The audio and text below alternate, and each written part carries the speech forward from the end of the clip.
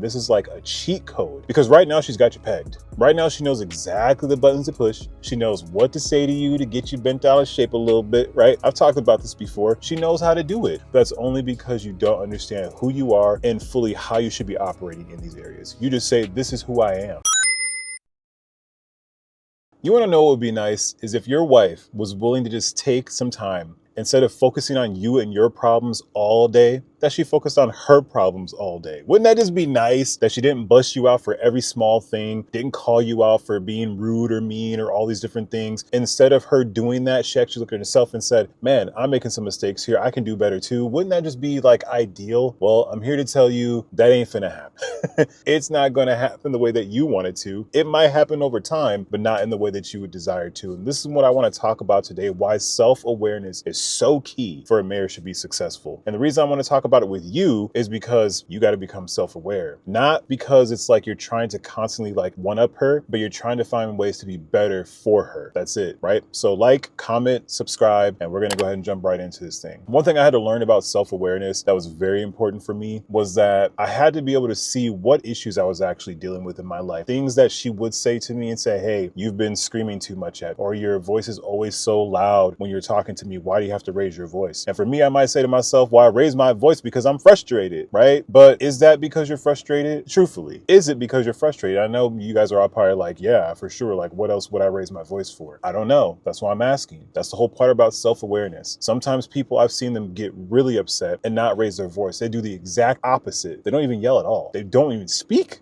Most of them. So again, does raising your voice say in an argument that's because I'm angry? It doesn't always mean that. Sometimes it was somehow how you were raised over the years. Maybe you saw your parents do that, where they were arguing with each other and they were raising their voice. So you just assume that when there's an argument, that's what you're supposed to do. But it doesn't mean you have to, right? So this is why it's so good for men and women alike to understand themselves better. So for you, brother, this is why I'm saying for you to do this part. Your wife will when you do. She will understand it better when you understand it better. Because right now she's got you pegged. Right now she knows exactly the buttons to push. She knows what to say to you to get you bent out of shape a little bit, right? I've talked about this before. She knows how to do it. That's only because you don't understand who you are and fully how you should be operating in these areas. You just say, this is who I am. This is what I do. Well, you're only that, and that's what you do because of what you've learned over the years. You've never taken time to really learn anything else or how to maneuver in those ways. So again, do you have to yell? No, you don't. People right now don't do that. So you don't have to do that. And does yelling work well in your home? It probably doesn't because you're here right now. So there has to be some type of way that you can handle that issue better for you and for your wife. So this is why it's important to become self-aware, because once you do, it's going to change everything in your conversation with her. You guys are talking amongst yourselves and things start to go a little left instead of,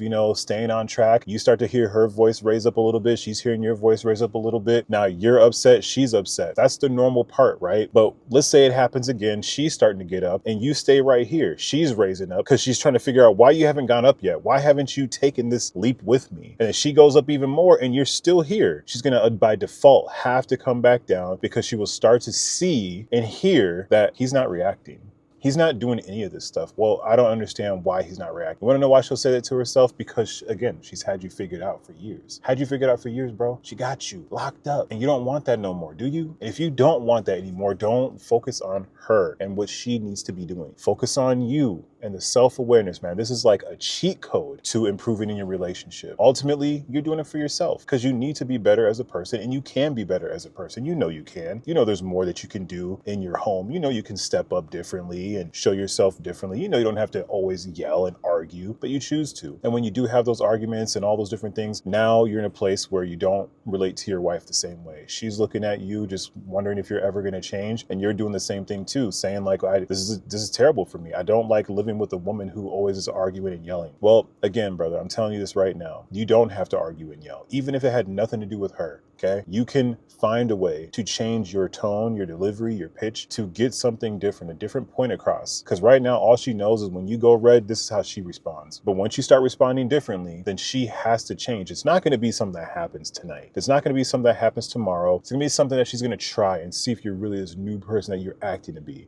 you know. But once you actually start showing that consistently, there's nothing she can do other than change. All she's gonna do is keep reacting the way you're reacting. She's gonna match your energy every single day. You just don't want that. Self-awareness is key here. It will help change so many things. And then guess what you get to do? You know what, Dimitri? Why do you always eat when there is a stressful situation? Well, if I look back at my family, I look at my dad, I look at his brothers, and I look at all that stuff, they've done the same thing too. I didn't know that that's what they did, but I started learning as I've grown up, that's how they move. So by default, some of that stuff is just inherently in you, but it doesn't mean you can't change. So you might be saying to yourself, well, I don't get it. I don't think it's that big of a deal. And if it's not that big of a deal, then unfortunately, you're gonna have a terrible marriage and it's never gonna work out the way that you want it to, because all you're doing is expecting her to change in this moment. She will. She will. But bro, the self-awareness part for yourself, man, it's key. It gets things so much better. Now you are cleaned up. You're even stronger, more powerful. You're wiser. You're making better decisions. You're operating differently at your job or in your business. The kids are loving on you differently. And your wife is going to do the same thing too. It's just going to take some time because she knows you. But